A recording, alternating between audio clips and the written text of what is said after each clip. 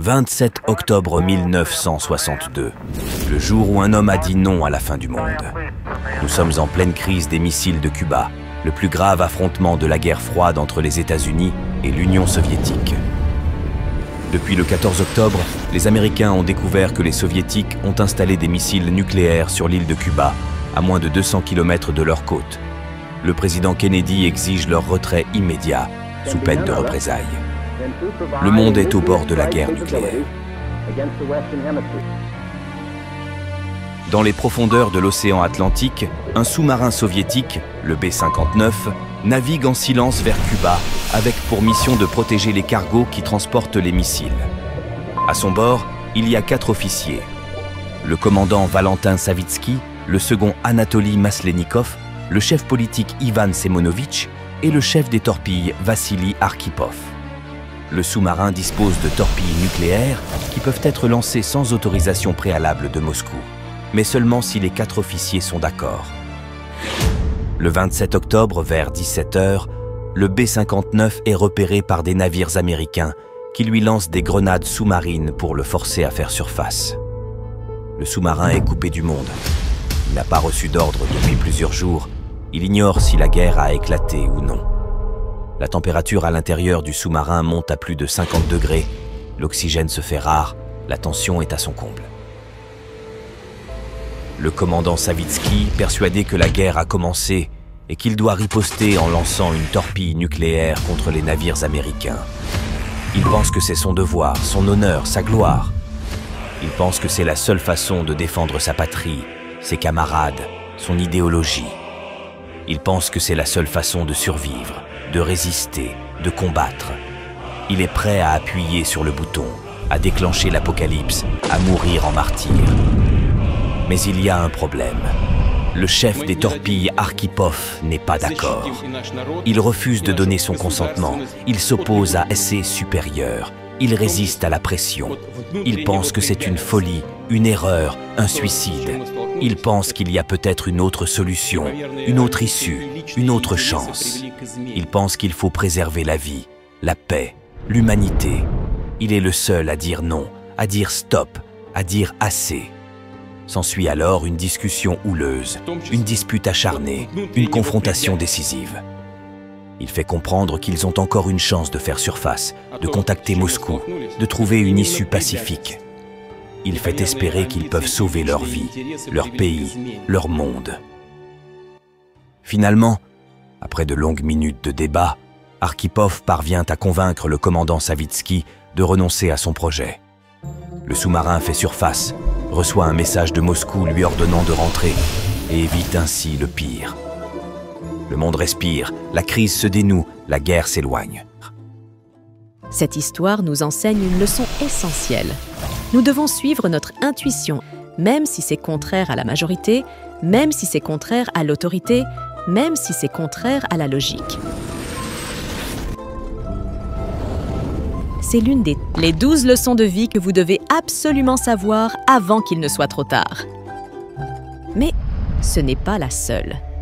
Il y a d'autres leçons tout aussi importantes et puissantes qui peuvent vous aider à vivre une vie plus authentique, plus épanouie, plus heureuse. Des leçons sur l'amour, la carrière, l'amitié ou simplement sur la manière de profiter de chaque instant.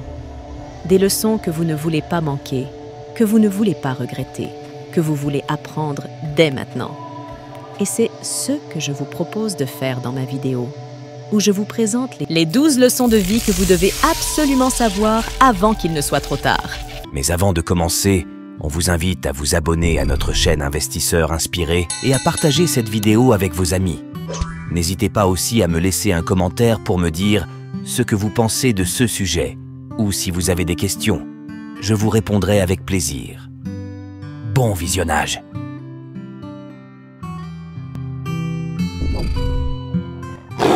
La première leçon est que vous êtes le seul responsable de votre vie.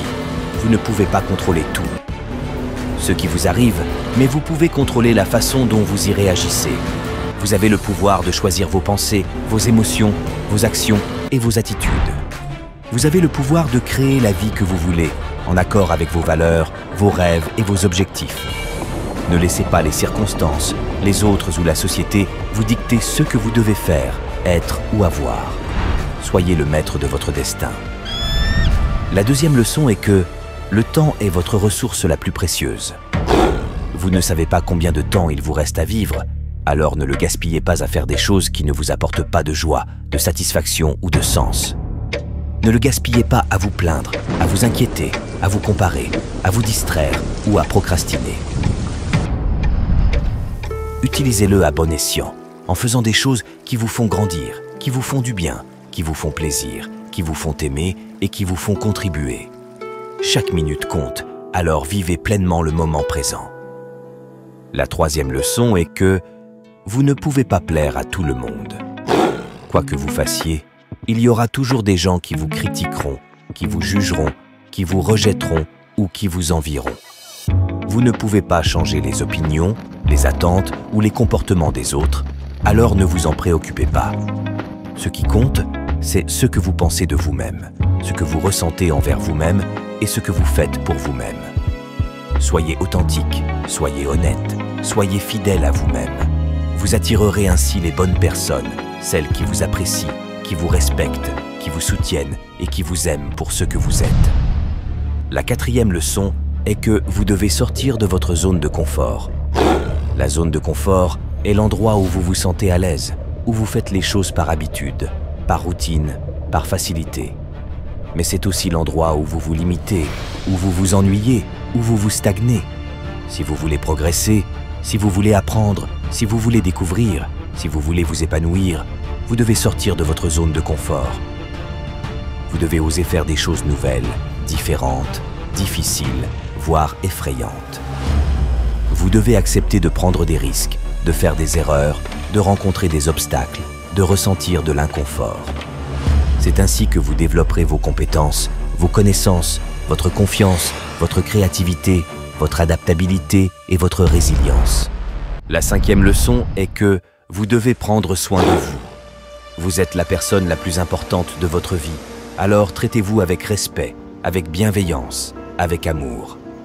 Prenez soin de votre corps en lui donnant une alimentation saine, une hydratation suffisante, une activité physique régulière, un sommeil réparateur et une relaxation profonde. Prenez soin de votre esprit en lui offrant des pensées positives, des émotions agréables, des actions gratifiantes, des attitudes constructives et une méditation apaisante. Prenez soin de votre âme en lui procurant du sens, de la passion, de la créativité, de la spiritualité et de la connexion. Vous n'êtes pas une machine, vous êtes un être humain. Alors écoutez vos besoins, vos envies, vos limites et vos aspirations. La sixième leçon est que vous devez exprimer votre gratitude. La gratitude est l'émotion qui vous fait reconnaître et apprécier tout ce que vous avez dans votre vie, que ce soit des choses matérielles, des personnes, des expériences, des opportunités ou des leçons. La gratitude vous rend plus heureux, plus optimiste, plus généreux, plus humble et plus serein. Elle vous aide à vous focaliser sur l'abondance, sur la beauté, sur la magie de la vie. Elle vous aide à vous libérer du ressentiment, de l'envie, de la frustration, de la colère et de la peur. Exprimez votre gratitude chaque jour en disant merci, en écrivant un journal, en faisant un cadeau, en rendant un service, en partageant un sourire, en donnant un câlin. Je vous dis à très bientôt dans la deuxième partie de notre épisode en développement personnel. Portez-vous bien!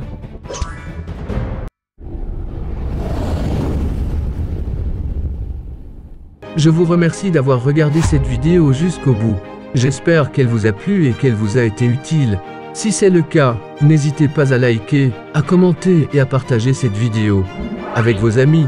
Et si vous voulez recevoir plus de vidéos sur le développement personnel, investissement et analyse de la bourse et de la crypto-monnaie, abonnez-vous à ma chaîne Investisseur Inspiré et activez la cloche pour ne rien manquer. Je vous dis à bientôt pour une nouvelle vidéo sur le développement personnel.